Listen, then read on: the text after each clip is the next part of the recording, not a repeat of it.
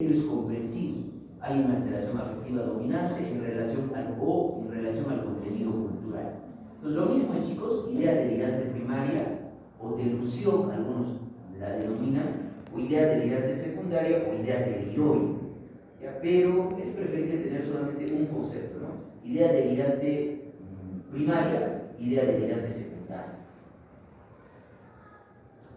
Y lo incomprensible en última instancia, si le preguntamos a un agresor sexual que describe el mundo psíquico en el que vive sus actitudes, sentimientos y cómo estos se desarrollaron desde su infancia hasta la actualidad, podríamos ser capaces de comprender su crueldad sexual, que en un primer momento parecía incomprensible, ¿correcto? Por eso siempre yo comento, chicos, ¿no? Que psicopatología sin patobiografía no es psicopatología, ¿sí? O sea, nosotros tenemos que entender la vida del individuo. El comportamiento se vuelve significativo en el contexto del abuso sexual cometido por su padrastro, sobreviviendo como adolescente en una dura subcultura urbana llena de violencia, humillación y frustración. Pues comprensible más conexiones significativas dependiendo del entorno, del contexto, de la biografía del paciente. Lo incomprensible en última instancia, cuando le preguntamos a una mujer de mediana edad que cree que los hombres abren con llave la puerta de su departamento, que la anestesian y abusan sexualmente de ella, nos encontraríamos frente a una experiencia que en última instancia no es comprensible. Yo no puedo llegar a entender por qué esa paciente cree eso, ¿correcto? Para obtener más detalles de su historia podemos comprender cómo su alteración se centra en las experiencias sexuales porque debería ser desconfiada por los hombres, sus dudas sobre su feminidad y sus sentimientos de aislamiento social. Sin embargo, la convicción absoluta que experimenta esta mujer de que todas estas cosas le están sucediendo realmente a ella y que son auténticas es incomprensible. Entonces, a través del método empático, no vamos a ser capaces de poder comprender, ¿no es cierto?, dentro de esto la situación, qué es lo que piensa, su cognición y cómo lo experimenta su afectividad. Entonces, es incomprensible dentro de sus conexiones significativas, ¿sí?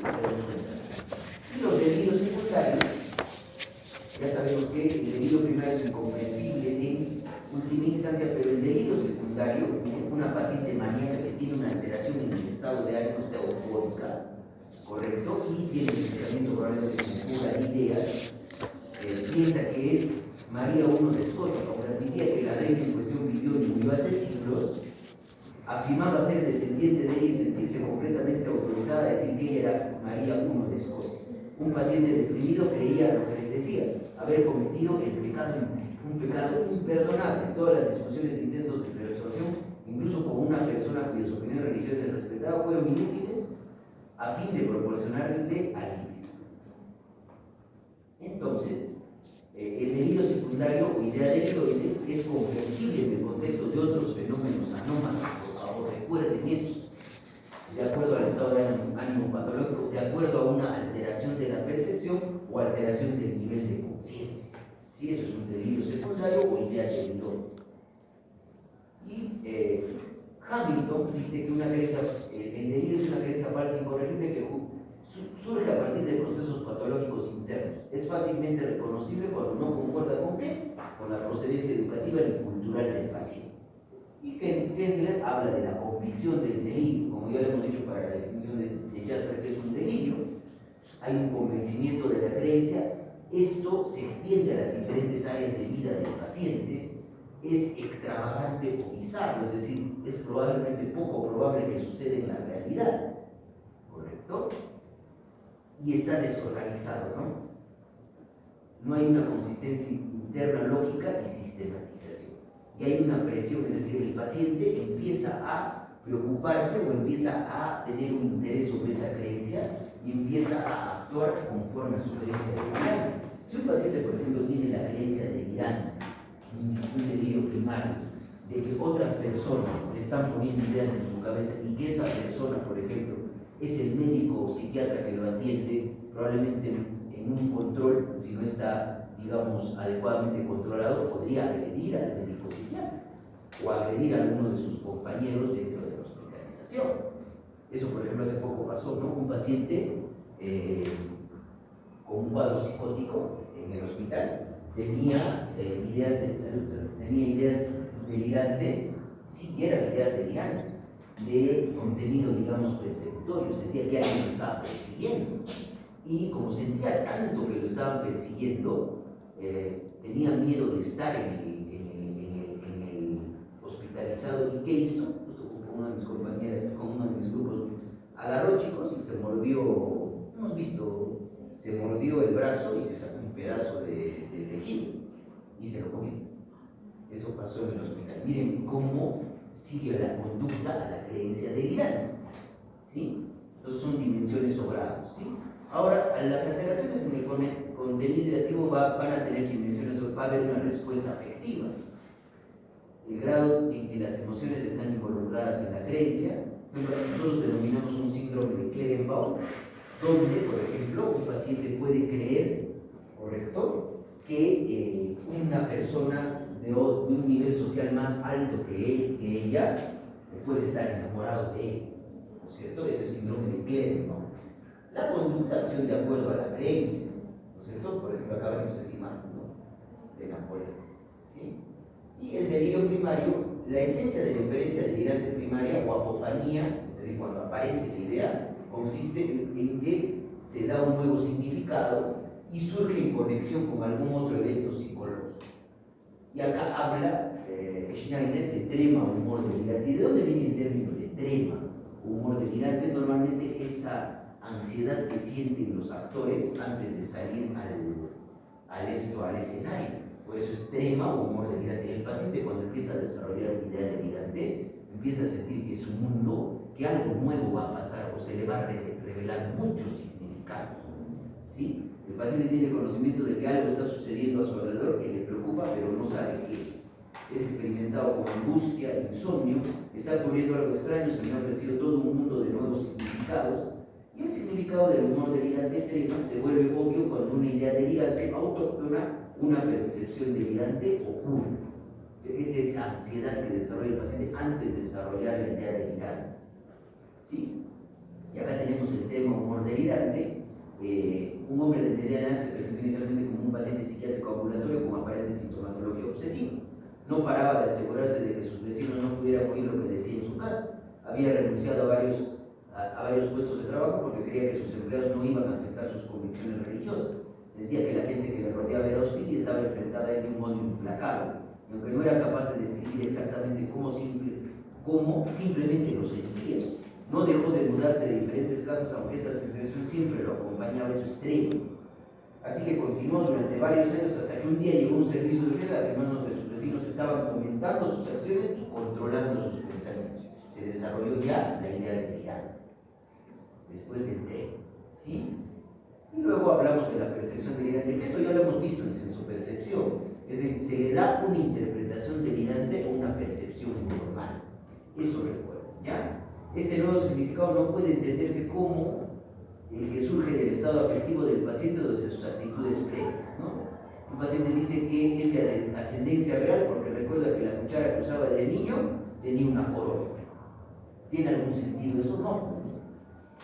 ¿Sí? Entonces se le da un significado anómalo más una percepción real y no hay una causa comprensible de la misma, ¿no? Racional y emocional.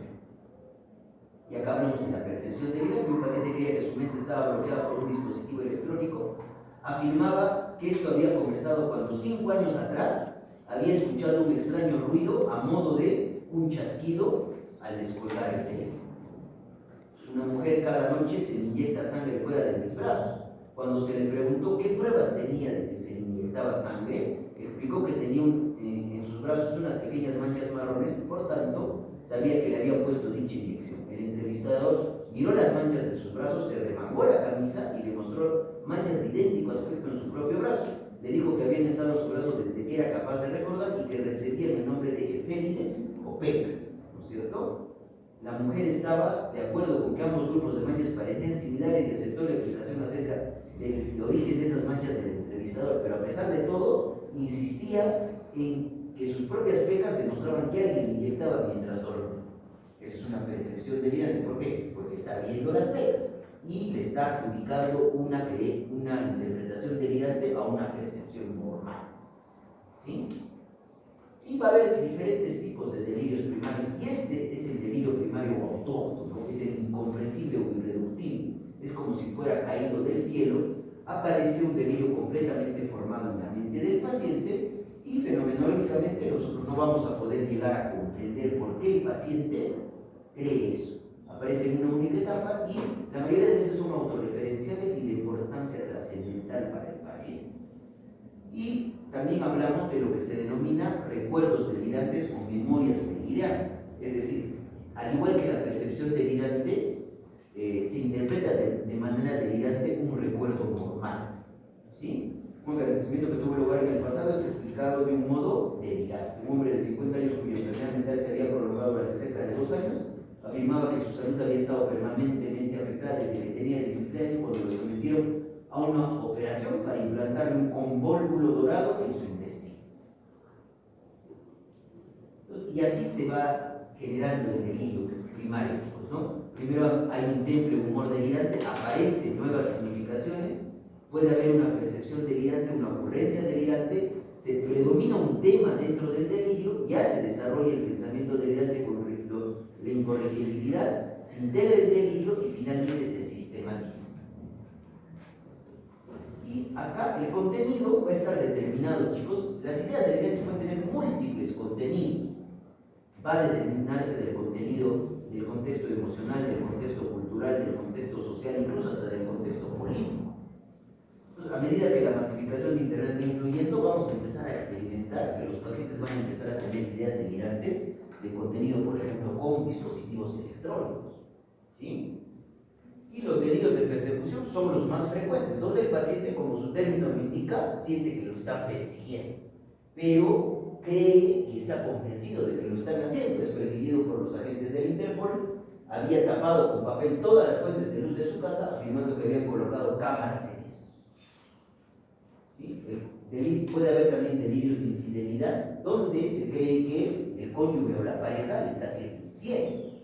¿Correcto? Un paciente estaba muy preocupado porque creía que su esposa era infiel con muchas personas, incluyendo entre otros a su jefe y a su médico de cabecera. Basaba estas creencias ya que su jefe había conversado en una reunión en su casa, ya que su esposa había conversado con su jefe y que el médico había estado en una cita en su consultorio a solas con su esposa, a pesar de que esto no había sido de la manera que lo explica.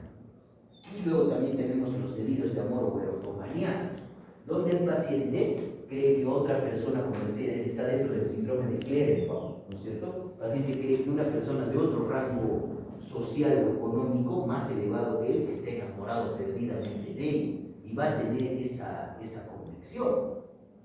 Es más frecuente en mujeres y el objetivo del contenido del delirio con frecuencia es una persona de otra clase social más alta que la paciente. Una mujer cree que un hombre de mayor edad y con un estatus social más elevado está enamorado de ella. Incluso afirma que esa persona le da signos y atisbos de su amor. En respuesta a esto, la paciente puede enviarle cartas o incluso seguir al objeto amado. ¿Ya? Delirios de amor o erotomaníacos.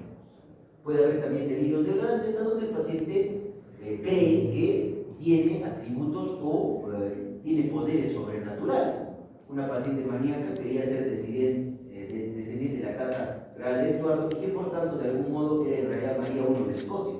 Invitó a la reina y al primer ministro a una fiesta en su piso de estudiantes porque pensaba que sería un honor para ellos estar invitados. Lo justo es que sean invitados. ¿Sí? ¿Se dan cuenta? Y delirios místicos religiosos que tienen que ver más que todo, chicos, con la parte mística o con la parte religiosa. Puede ser convencido que es un emisario de Dios o puede convertirse en algún objeto o un alienígena. Un paciente cree ser emisario enviado por Dios al departamento de salud de su localidad y que mediante la oración podría hacer aparecer pan y vino en el consultorio del médico. El contenido de los delirios es reflejo de sus intereses y preocupaciones predominantes.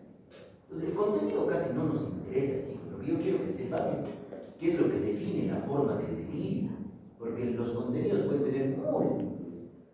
El contenido nihilista, por ejemplo, nihilismo viene a ser negación. El paciente niega su existencia, incluso hasta puede negar que existe o puede negar que tiene algunos órganos. ¿Ya? Son delirios nihilistas. Estos pacientes, si se les pregunta su nombre o su edad, no tienen nombre ni edad, dónde nacieron, no habían nacido, quiénes eran sus padres, no tenían padres, tiene dolor de cabeza o de abdomen, o de cualquier parte del cuerpo, no tiene cabeza ni tiene abdomen. Incluso algunos no tienen ni cuerpo. Y los delirios de ruina o pobreza, donde el paciente está convencido de que está sumido en la más ínfima pobreza, ¿no? Y cree que esta indigencia incluso hasta puede afectar a su familia. Los delirios de culpa, donde el paciente siente que haber cometido algo muy grave. Una paciente anciana pasaba todo el día corriendo de un lado a otro lado de su casa, retorciéndose las manos, diciéndole a su preocupada familia que se sentía miserable, despreciable, y lo único que merecía era morir. Les dijo a sus hijas ya casadas que eran ilegítimas y que la casa en la que vivía no le pertenecía, que era robada, y a su marido, con el que llevaba 30 años de relación, que no estaban casados legalmente. Sí, son delirios de culpa. Puede haber también delirios hipocondríacos, donde el paciente siente que tiene una enfermedad grave, incurable, pero está convencido de que tiene esa. Y el médico le dice: usted no tiene eso, señor. Le hace, por ejemplo, una colonoscopia, le piensa que tiene un cáncer y sigue diciendo que tiene un cáncer, pero lo afirma de manera delirante. ¿Sí? Una paciente anciana con depresión, a la que se le había realizado un reemplazo de válvula mitral por fiebre reumática, decía sentirse despreciable y desesperada, y describía sobre sus funciones físicas que nada estaba funcionando. Entonces, acá hablamos del síndrome de Cotard, así como hemos hablado del síndrome de Clerenbaum. En el síndrome de Cotard hay delirios nihilistas que tienen que ver con negación, más delirios hipocondríacos, y esto más ánimo deprimido y negativismo, y esto se da más que todo en pacientes ancianos. Puede haber también estos delirios de infestación, donde el paciente cree que un parásito ha infectado su piel y está restando debajo de él. Lo que les he explicado en su percepción, eso se denomina fornicación, ¿ya? Y va a referir esto a una mujer de 41 años, madre de 4 niños, uno de los cuales había desarrollado una enfermedad esquizofrénica, se quejaba de dolor recurrente en la vagina, que explicaba por la presencia de un parásito que había migrado desde su estómago, donde ya había sido el causante del dolor epigástrico, previamente diagnosticado, como una hernia hiatal. La paciente describía que el parásito viajaba a través del torrente sanguíneo, siendo responsable de diferentes achaques y dolores que había experimentado en el pasado. Afirmaba haber expulsado en las heces una multitud de pequeños gusanos rojos y excrementos, incluso en una ocasión una rana verde de 5 centímetros. ¿Sí? Y esto justamente se denomina síndrome de ECPO, donde se tiene la creencia de que uno está infestado por organismos microscópicos. Síndrome de ECPO, ya que tiene que ver con delirios de infestación más esa sensación a nivel de alteración a nivel de la percepción, que sería fornicación. Puede haber alucinación táctil, delirio o una idea sobrevalorada sobre la misma. Entonces, pues tenemos que terminar, ¿no, chicos? Ya, les voy a robar, no hay nadie, ¿no? Ya. Las ideas obsesivas, chicos, normalmente nosotros experimentamos que nuestras ideas son propias, ¿no es cierto? ¿Qué es una idea obsesiva? Es una idea impuesta donde el paciente no se siente cómodo con esa idea, siente que esa idea se mete en su cabeza, que es extraña y que no es posible y que le genera ansiedad. Es, por ejemplo, que se le meta a la cabeza de que solamente por ver a alguno de sus compañeros yo puedo tener orientación homosexual. Y hay pacientes que refieren eso, y eso les genera ansiedad y empiezan de repente a rezar 3 Ave Marías, que sería una compulsión. ¿Ya? Pues una idea obsesiva es persistente, intrusa, recurrente, domina el pensamiento del paciente, puede ser una idea, una imagen mental o un impulso. No tiene un propósito, domina el pensamiento y finalmente va más allá del punto de relevancia y de utilidad. Van a generar una gran respuesta afectiva a las ideas obsesivas, ansiedad y culpa, y este es el término que tienen que recordar, ¿ya? Son egodistónicas, van en contra de la voluntad del paciente. El paciente lucha o se resiste a la idea obsesiva, ¿ya? Y el contenido de las obsesiones va a variar, ¿no? Puede ser sexual, religioso, de simetría, miedo a hacer daño a otros. Muchas veces, por ejemplo, a los pacientes se les mete la idea de que de repente tienen una tijera acá y se me puede meter la idea de que cada vez que veo la tijera puedo agredir a alguien. Y para evitar, digamos, me resisto a esa idea, y para evitar que suceda eso, ¿qué hago? Empiezo a, por ejemplo, caminar 5 veces acá y recién calme esa idea. ¿Ya? Recuerden eso de las ideas obsesivas. Y las conclusiones netamente pueden ser actos mentales o también comportamentales, ¿no?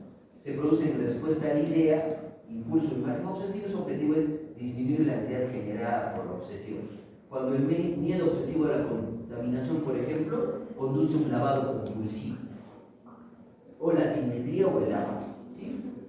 Por ejemplo, un hombre de 40 años de edad comenta a su médico que a menudo llega tarde al trabajo porque tiene problemas para despertarse temprano. Él atribuye este problema al hecho de que durante la noche se levanta varias veces de la cama para revisar los seguros de las puertas y ver que las hornillas del estufa estén apagadas. Además, el problema se exacerba por su necesidad de contar todos los semáforos a lo largo del camino a su trabajo. ¿Cuál es la idea obsesiva? El contar, ¿no es cierto? Probablemente porque siente que si no cuenta los semáforos, algo malo va a pasar, eso es pensamiento malo. O un adolescente de 15 años es llevado al médico por su madre, por conductas extrañas informa que su hijo a menudo llega tarde a la escuela porque pasa más de una hora en la ducha todas las mañanas. Cuando se le pregunta por esta situación, dice que tarda tanto tiempo porque se siente obligado a lavarse de cierta forma y debe repetir todo el proceso si comete algún error. Él sabe que esta conducta es ridícula. El paciente, cuando tiene una idea obsesiva, se da cuenta de que esa creencia es excesiva, es ridícula, pero no se puede resistir por la ansiedad que le genera, ¿ya? Y va a tener un impacto. Y luego vamos a hablar de las ideas sobrevaloradas. Para resumir, chicos, las ideas sobrevaloradas, recuerden, por ejemplo, a un hincha de un determinado equipo de fútbol, o, por ejemplo, los allegados de una manera muy férrea a los partidos políticos. Eso es una idea sobrevalorada. ¿Y por qué es importante que ustedes me conozcan las ideas sobrevaloradas? Porque las ideas sobrevaloradas son justamente la forma a través de la cual se expresan los trastornos de la personalidad, ¿correcto? Recuerden, por favor, eso. Entonces, es una idea comprensible y aceptable, pero sostenida más allá de los límites de la razón. O sea, no es ni una idea delirante, ni tampoco es una idea obsesiva, es como si estuviera en el medio, ¿ya? Y McKenna, ¿qué dice? No es una creencia anómala, solitaria, cuya naturaleza no es delirante ni obsesiva, pero que llega a ser preocupante hasta el punto de dominar la vida del paciente. Y Jaspers habla de que son convicciones intensamente coloreadas por la afectividad, ¿ya? Por el estado de ánimo y en términos de la personalidad y sus antecedentes. Son conceptos aislados que se desarrollan de un modo comprensible a partir de una personalidad situacional. Las ideas sobrevaloradas son muy similares a la cualidad que tienen las apasionadas convicciones políticas, religiosas o éticas. Por eso les pongo acá esto de terroristas yihadistas, por ejemplo, ¿no? Y acá tenemos las ideas sobrevaloradas en dónde se pueden presentar. Se pueden presentar en estados paranoides, en la anorexia nerviosa, donde la paciente tiene esa idea sobrevalorada respecto a las delgadas y también en el consumo de sustancias, ¿correcto? Y son anormalidades de la personalidad, ¿ya? Esta es la definición. O sea, si yo les pregunto cuál es la forma psicopatológica a través de la cual se presentan los trastornos de la personalidad, idea sobrevalorada, ¿correcto? Y acá tenemos un cuadro resumen de las alteraciones del contenido del pensamiento, ¿sí? Una idea delirante, una idea sobrevalorada y una idea obsesiva. Miren, la egosintonía, en la idea delirante el paciente está convencido de esto y se siente bien. En la idea sobrevalorada hay un convencimiento, pero se entiende respecto a los antecedentes y su personalidad previa. Y en la idea obsesiva no hay una egodistonía, ¿correcto? El grado de certeza en la idea delirante es absoluta, en la sobrevalorada es variable y en la obsesiva es variable. Y la comprensibilidad que hemos visto, ¿no? Se puede comprender la idea sobrevalorada, se puede comprender la idea obsesiva, pero la idea delirante primaria no se puede comprender, ¿sí? La temática va a variar y remiten con tratamiento, las ideas delirantes sí, pero las ideas sobrevaloradas solamente van a remitir en cierta manera con tratamiento psicoterapéutico. Recuerden los problemas de personalidad. Y en el lenguaje, chicos, es simplemente tener en cuenta que el lenguaje es una función compleja que nos permite comunicar nuestros pensamientos. Utilizamos un código, tenemos el sistema nervioso central, un aparato fonador, y el habla y el lenguaje se examinan por separado en la cognición.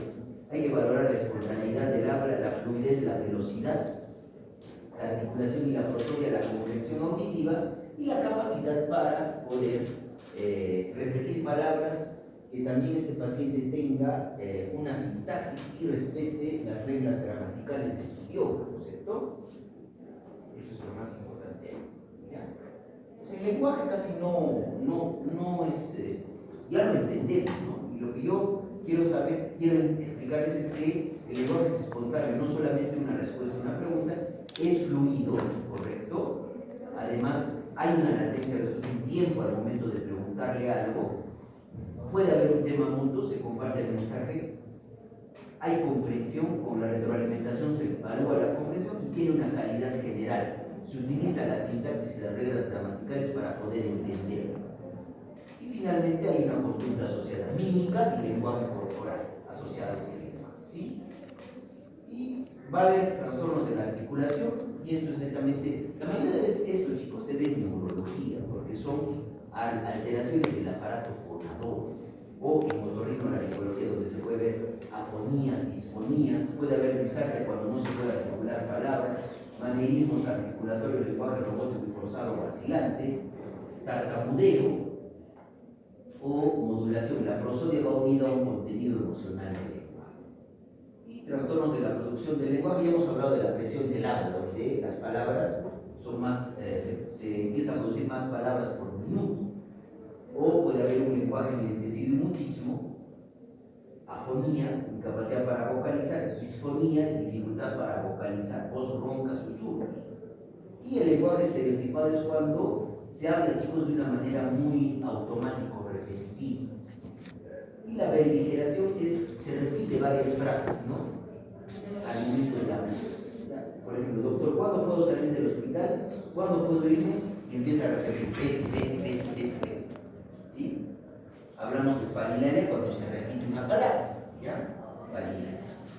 Y en la producción del lenguaje, logoclonía es cuando se repite la última sílaba de una palabra. No quiero ir al hospital, tal. Eso es logoclonía. Y el lenguaje perseverativo va a tener en cuenta el pensamiento perseverativo, ¿no? Me he preguntado por qué estoy aquí y así sucesivamente, un momento estratégico, mi negocio y así sucesivamente, y así sucesivamente va repitiendo el paso. Entonces, esto es lo que este es un poema de En paz de Amado Nervo.